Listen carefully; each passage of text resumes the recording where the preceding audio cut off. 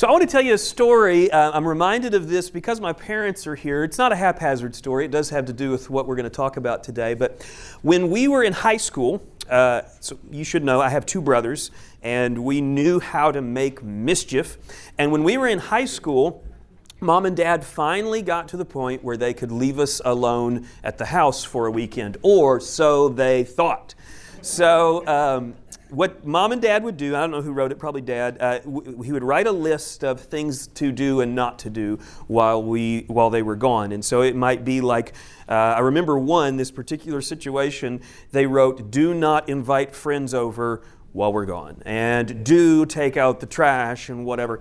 And what we love to do is to take that little list and modify it. And so, for instance, you mark out just 3 little letters, N-O-T, then suddenly Mom and Dad told us to invite friends over and not to, and then you could write in not and be, do not take out the trash. And so we lived by those new modified rules. And I remember one time where we invited a bunch of our guy friends over. I was probably a junior in high school or so, something like that. And we invited maybe a dozen guys over while they were gone. And I don't know if you guys have ever heard this story. Actually, maybe this will be the first time. So anyway, so we invited about a dozen guys over, and we took all the mattresses in the house and we put them in the living room, and then we did WrestleMania like a bunch of crazy maniacs.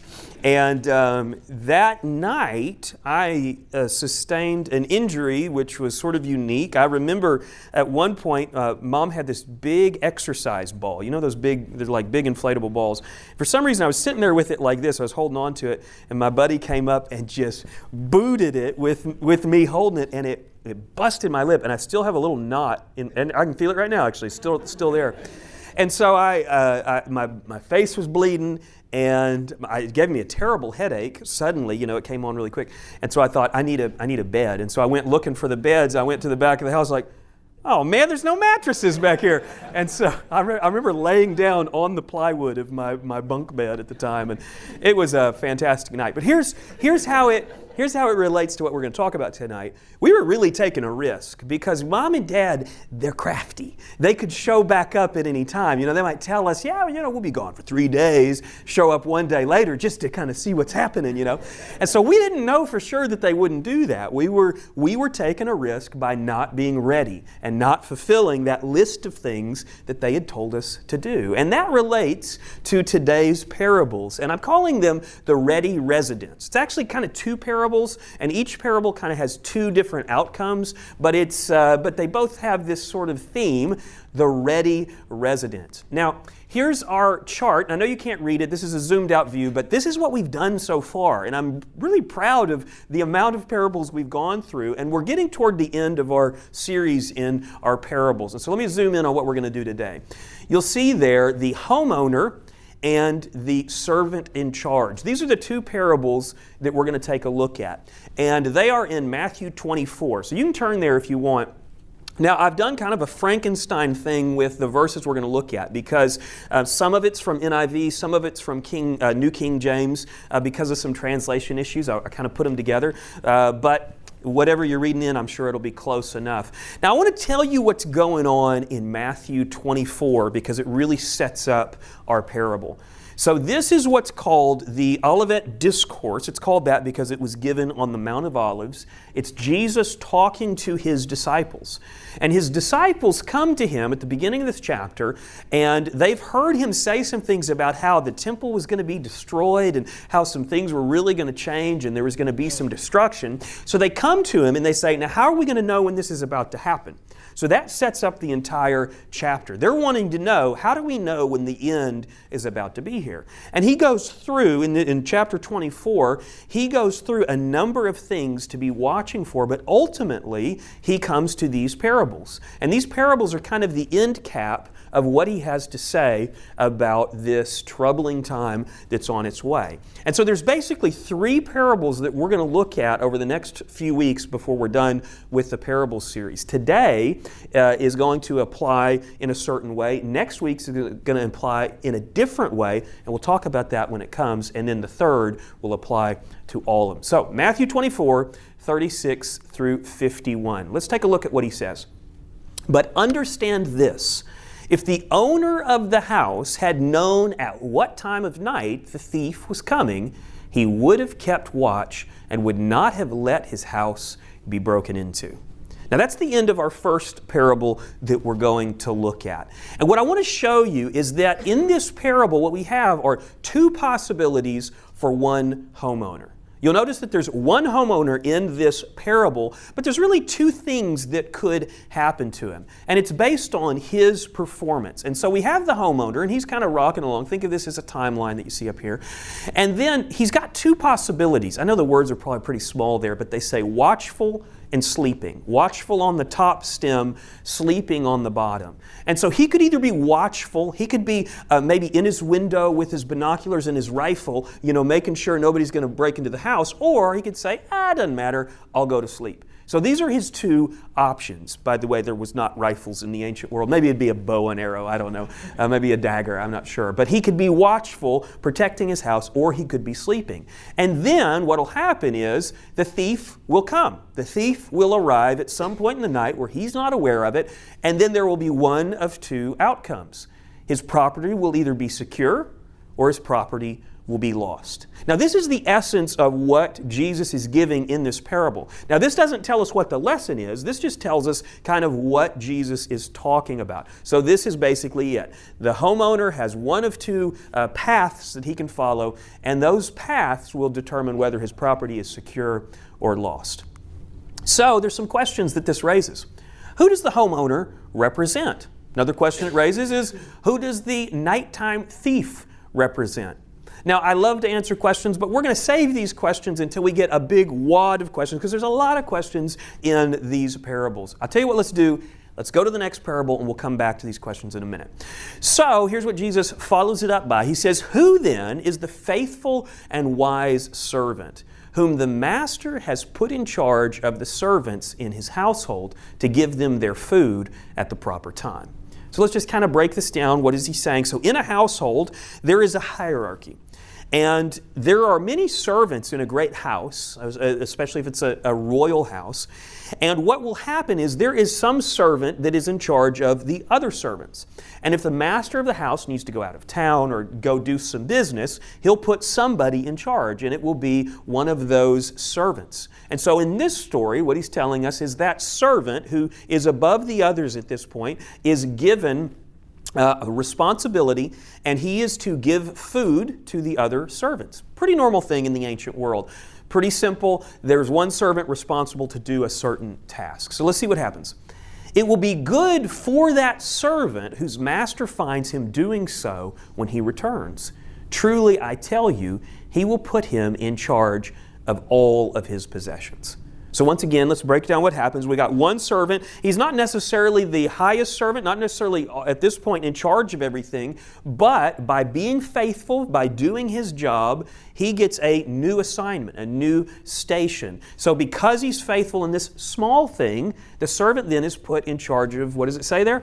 All of his possessions. There's the master. So he's put in charge of all of the possessions of the master. So this raises some more questions that are not so dissimilar from what we've already asked, like who does the servant represent? Or who does the master of the house represent? Or what does the good outcome represent? The good outcome, you may be thinking, what is the good outcome? There at the end where he says he's put in charge of all of the master's property, that's a good outcome. That's a good thing. So we want to know, what does that represent? Now, I'd still say we still have some more questions, so we'll leave these to answer here. These are starting to get a big list here, but we'll come back to it in a moment because there's a little bit more parable to cover. But suppose that servant, now that's important that we see this. He doesn't say suppose a different servant. He says suppose that servant. So this is the same servant, different hypothetical ending here. But suppose that servant is wicked and says to himself, my master is staying away a long time. And he then begins to beat his fellow servants and to eat and drink with drunkards. So in this hypothetical ending, the servant proves himself to not be faithful. You remember in the other hypothetical ending, it calls him faithful and wise. Here, he's beating the other servants. He's whipping them. He's sort of pretending as if he is really, really in charge, and he's beating the other servants, and he's going out, he's getting drunk, he's partying. And it doesn't say whether or not the party that he's having, this drinking party is happening at the house. I kind of think of it that way, that maybe there's beer cans all over the place, and he's, hanging from the rafters and singing old tavern songs. I don't know what he's doing, but he is not acting the way he's supposed to. And I think maybe he's doing that in the house. And so this sets up that kind of situation that I was telling you about at the very beginning. You don't know when the master's coming back. Let's see what happens. The master of that servant will come on a day when he does not expect him, and at an hour he is not aware of, and will cut him in two and appoint him his portion with the hypocrites, where there will be weeping and gnashing of teeth. Whew, this one's not good.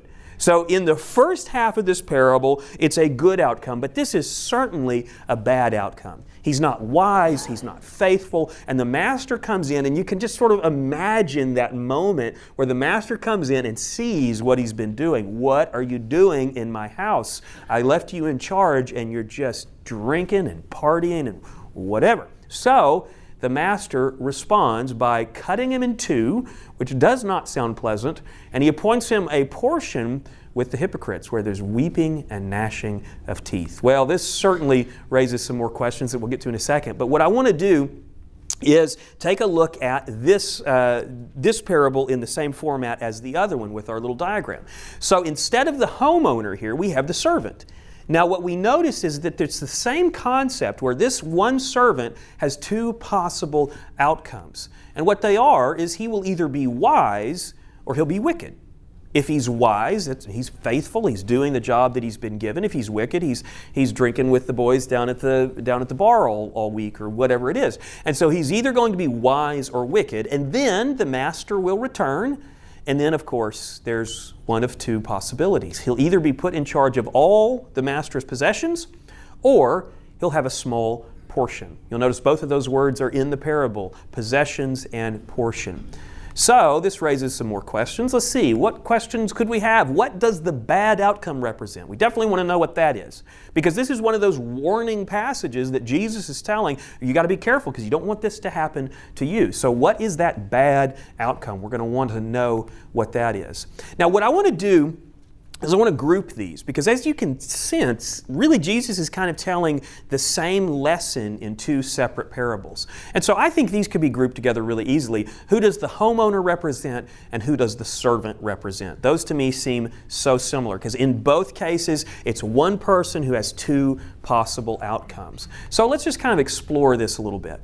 What we find in verse 44 is this line, and this is kind of the bottom line for Jesus. This is what he's wanting his disciples and those who come after his disciples to have in mind. He says, so you also must be ready. So certainly he's talking to the disciples, but these events that he's talking about may or may not happen in the disciples' lifetime.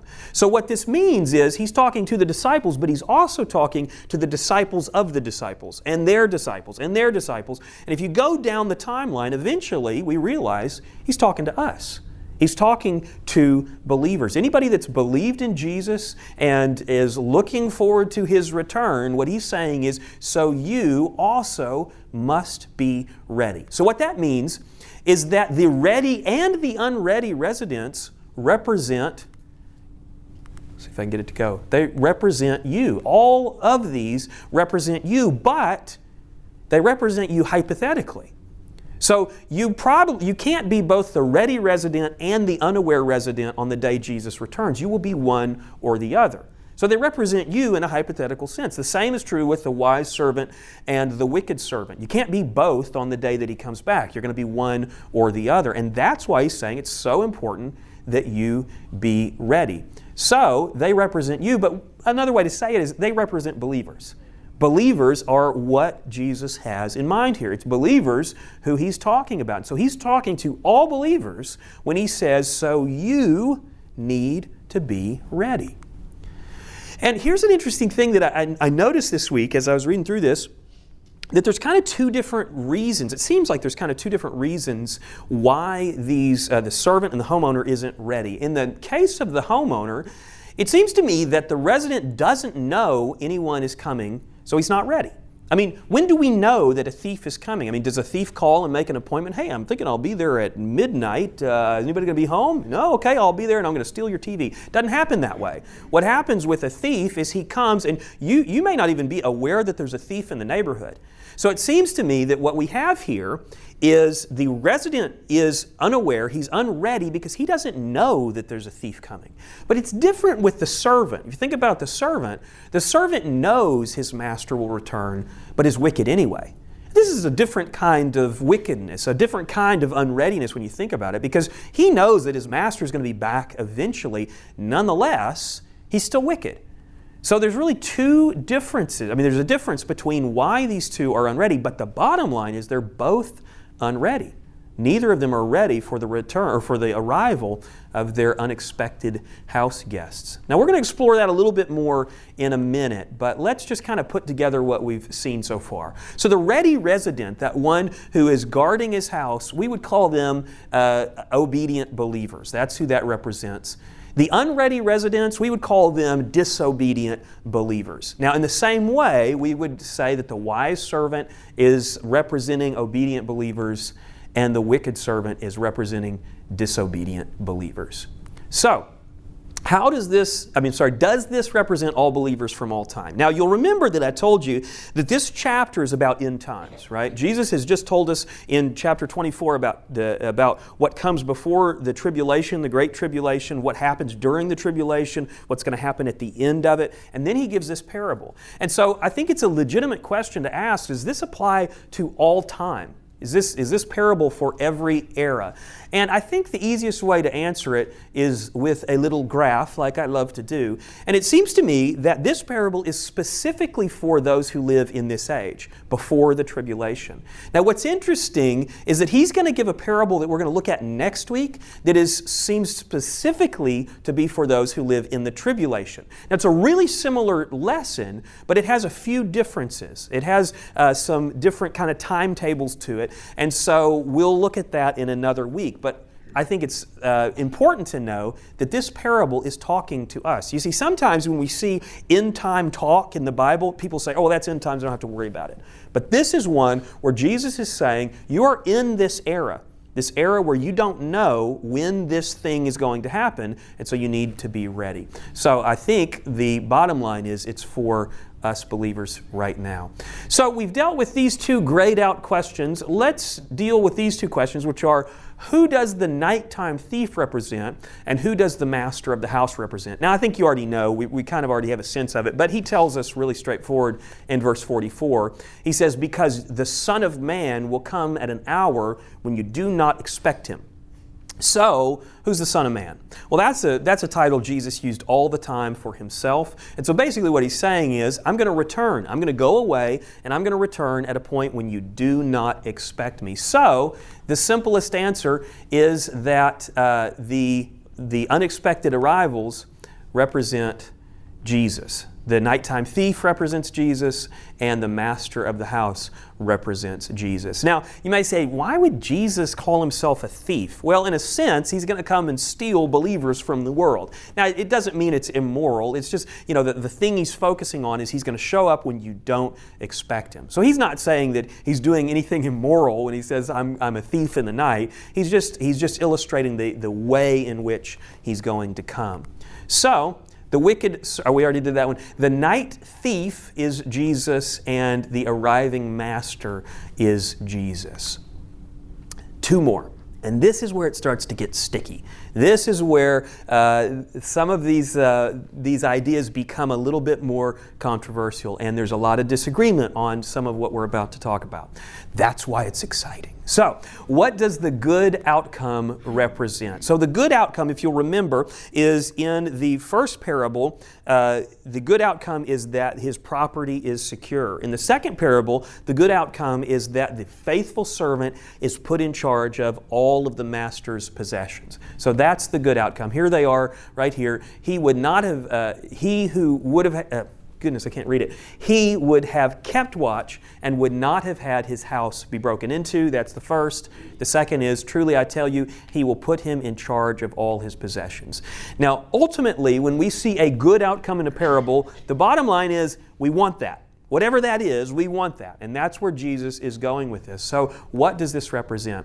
Well, I love this verse from Matthew 16. It's in verse 27. It says this, "For the Son of Man will come in the glory of His Father with His angels, and then He will reward each according to his works." Now that's interesting when you think about the fact that salvation is a free gift. And salvation has already been awarded, if you want to call it that. It's already been given to those who have faith in Christ. If you've believed in Jesus, you are eternally saved. It's a simple concept. However, what he says is when he arrives, there's going to be a little something extra that's going to happen. And it's that he's going to give reward. And what does he say? It's according to his works. Now that is not how salvation works. Salvation is not given based on our works, but reward, which is something different, is. And so what we find in this parable, I think the most natural reading of it is this is exactly what Jesus is talking about. Because it's talking about that moment when He's going to return and what He's going to do when He does. So, notice in this good outcome that we have in this parable, truly I tell you, He will put him in charge of all his possessions. I mean, this is a very good outcome. This is, maybe we could think of it as the best outcome a person could have. A believer who is faithful and wise, the best outcome they could have is that they would be put in charge of all his possessions in parable world. In the real world, I think it's pretty simply just a great eternal reward. Now, there are those out there that are not comfortable with the idea of eternal rewards, and we know this. There are those out there that would say that everybody in heaven is going to receive the exact same thing. But what we find in this parable is we've got one person with two outcomes.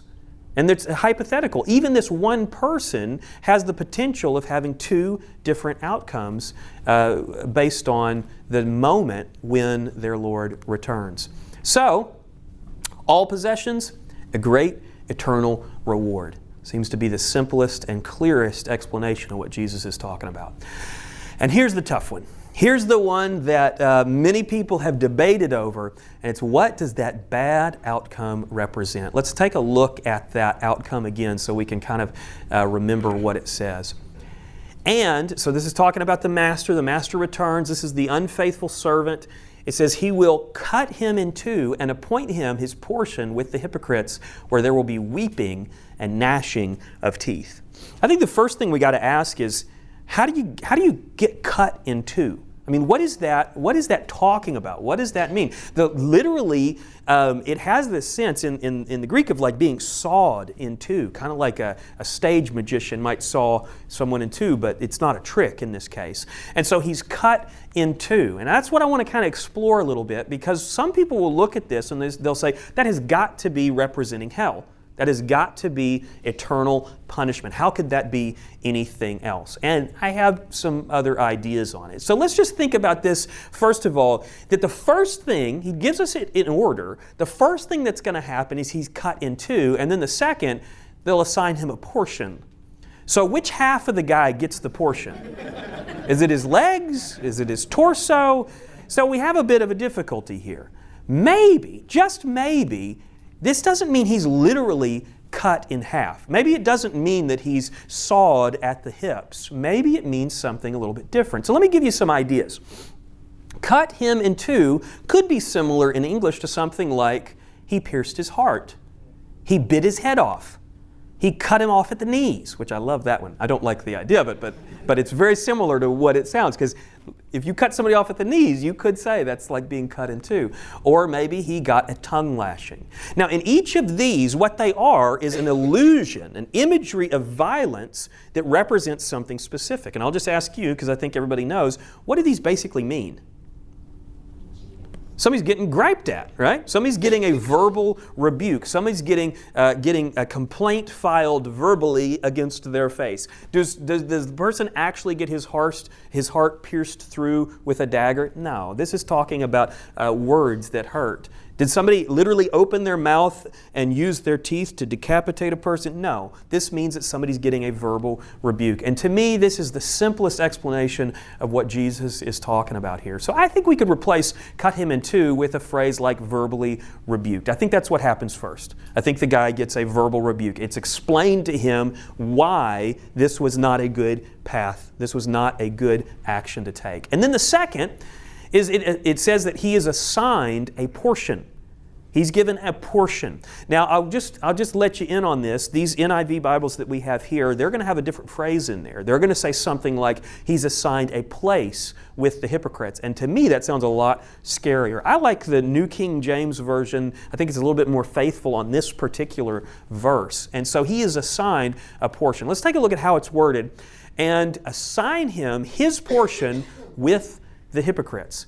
Now, I want you to notice the word his and portion. So this is a portion that does belong to him.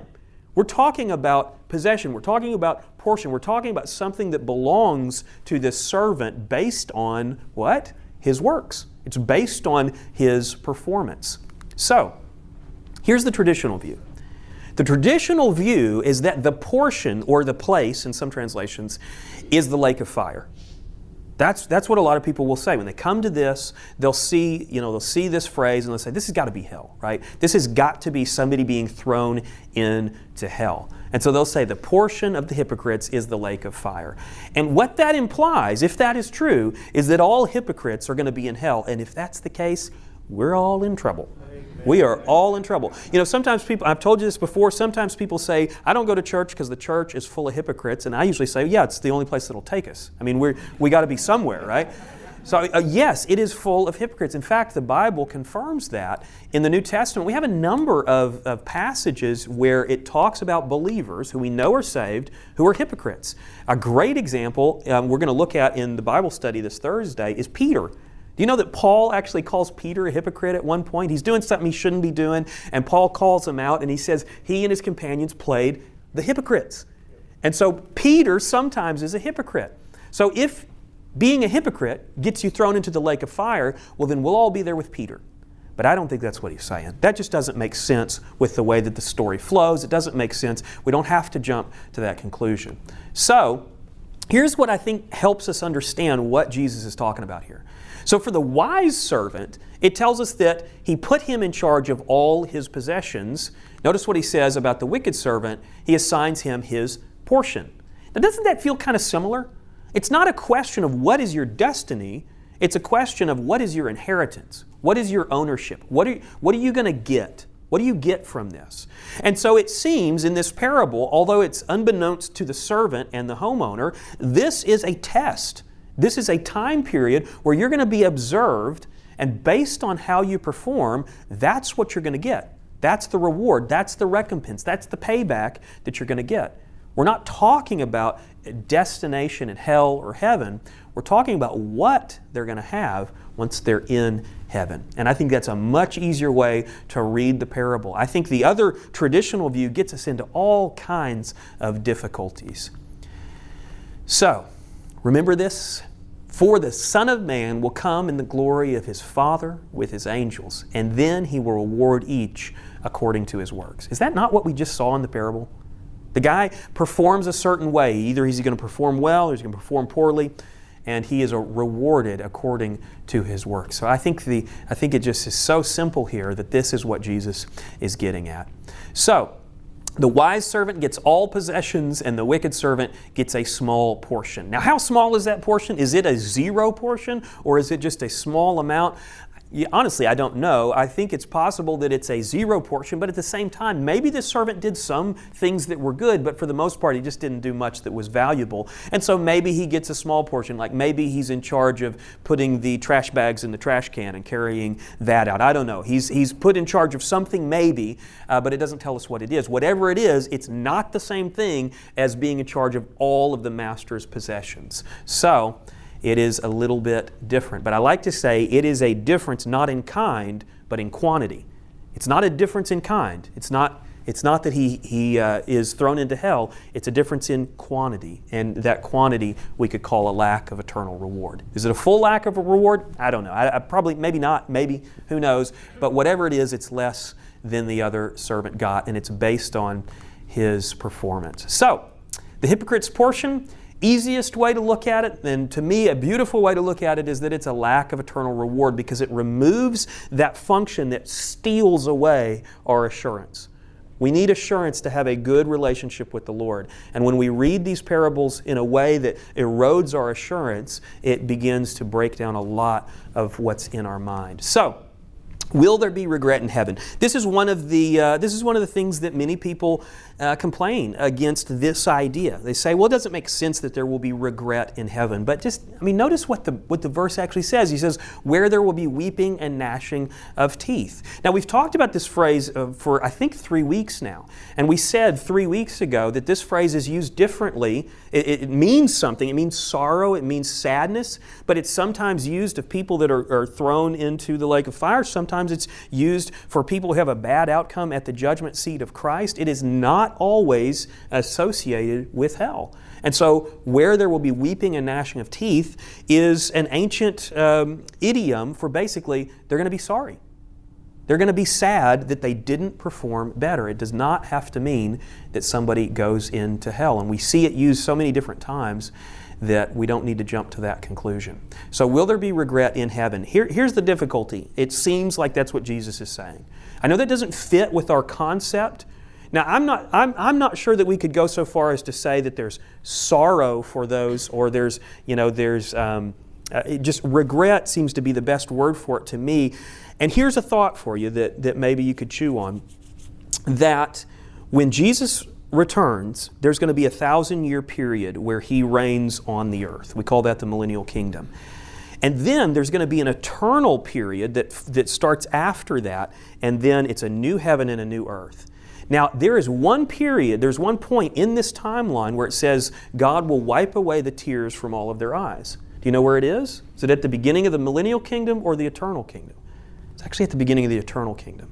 So what that says to me, that it's possible that at the first phase of the kingdom of heaven, there are going to be some that experience this type of regret. You think of Paul's letter to the Corinthians, he says that some will suffer loss. He's talking about reward. That whole passage is about rewards. There will be those who suffer loss, but they'll be saved as though through fire. There's those that are going to be saved, but they're going to have a lack of eternal reward. And there will be some type of regret for that. And that is a scary thought as we consider that day when Christ returns.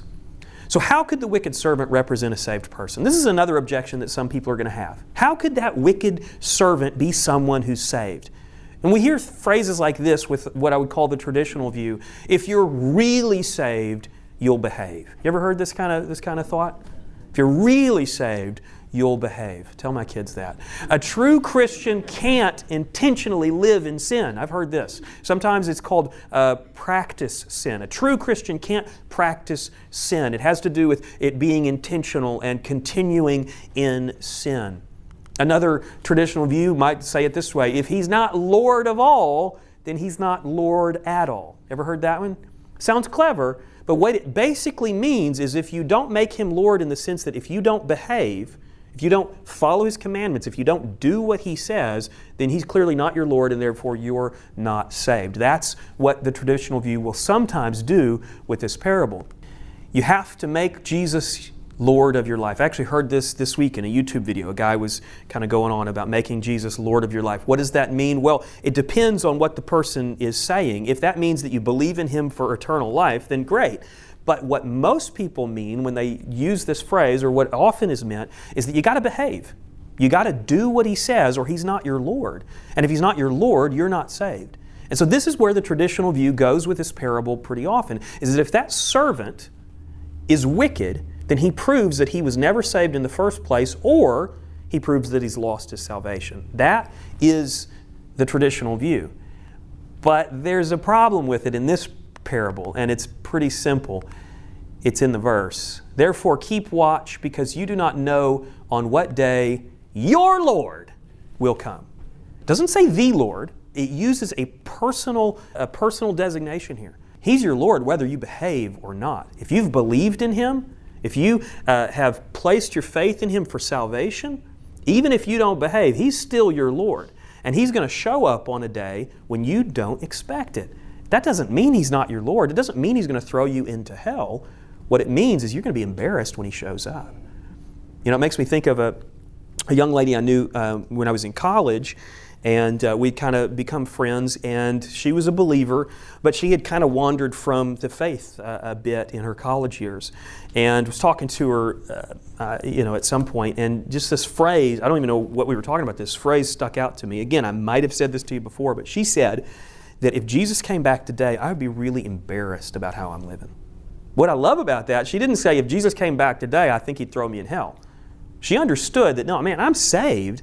I'm just going to be embarrassed. It's going to be really embarrassing if He comes back today because I have been making a mess of things.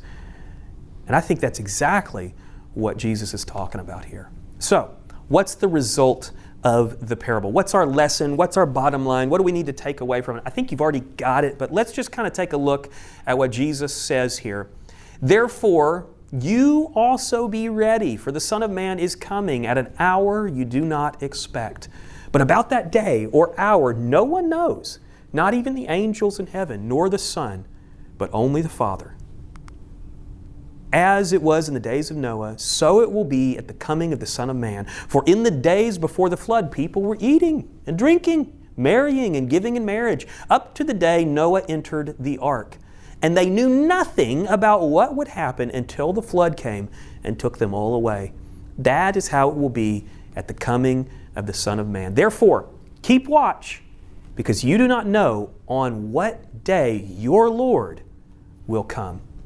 I think it's pretty interesting that there are different reasons for why people won't be ready.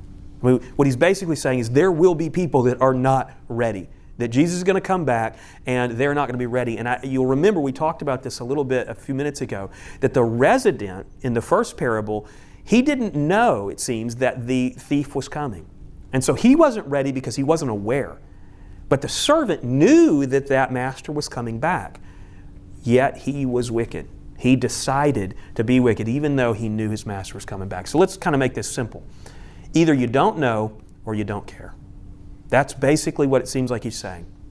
Is that in these two parables, there's going to be people that aren't ready, and they're going to be not ready because they don't know Jesus is coming back. And you may say, well, how could somebody not know that Jesus is coming back? Because it is not taught in the way that it used to be. I mean, there are churches that say, and I've heard this actually, I've been to a conference at one of the biggest churches in the nation, and they say, we don't talk about eschatology. That's a big, scary word, and it seems to scare people, and so we don't talk about end-time stuff. And what that means to me is you're saying you don't talk about the fact that Jesus is coming back? I mean, all of this hangs on that idea that He is going to return, and it's going to matter that day when He does how we've lived.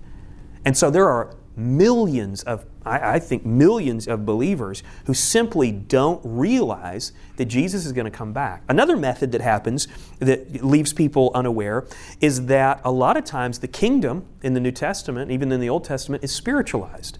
They'll say that, when He's talking about kingdom, He's talking about His spiritual kingdom, and it is now, it's on the earth now. And I'm thinking, if this is the kingdom, I'm disappointed. I mean, I'm hoping it's going to be better than this. But that's the idea that's taught. And if you grow up hearing that, what you come to conclude is that why would Jesus need to come back? If this is His kingdom now, things will just keep getting better and better and better, and eventually this will be a world of believers. Doesn't seem to be going that way in my mind, but that leaves people with this question. What does it mean for Him to come back? Well, that must be a metaphor too. That must not be literal. And so there are millions of people, millions of believers that simply don't know or are unaware that a day is coming when Jesus will be back. The bottom line, though, is still many of them will be unready. They just won't be ready. But then the other one that's even scarier is that there are many who know that He's coming back. I mean, it's taught in a lot of churches that Jesus is coming back, and yet there are going to be lots that just aren't ready. I mean, imagine the moment, maybe the last time you lost your temper and you yelled at somebody or you cussed at somebody. I've done this probably in the last few months. And I've thought before, what if Jesus came back in that moment where I was saying, you blankety blank. Man, can you imagine that? If he came back in the midst of one of those embarrassing moments. And there's lots of us, I think, that may experience this. We know He's coming back, but we still live in a way like He's not. It's pretty frightening. So, there's two possibilities for each of us. And this is what the parable is leading us to understand. That each believer has two potential outcomes. He's either going to be faithful or he's going to be wicked. He's either going to be watchful or he's going to be sleeping. And then Jesus is going to return, literally, to the earth. He's going to come back. And then we're going to have one of two outcomes. And for all of those that have believed, they are eternally saved. They have salvation, and they will have salvation for all of eternity. But there's going to be something different based on how we did before that point. There's going to either be a great reward or there's going to be a lack of reward. All of us are going to experience some level of this. So, here is our chart. We always return to our chart at the end. And you'll notice, let me see if my laser's working. You'll notice here, every once in a while I put these little arrows. And the reason I put those there is in these parables, it's not a given that you're one or the other.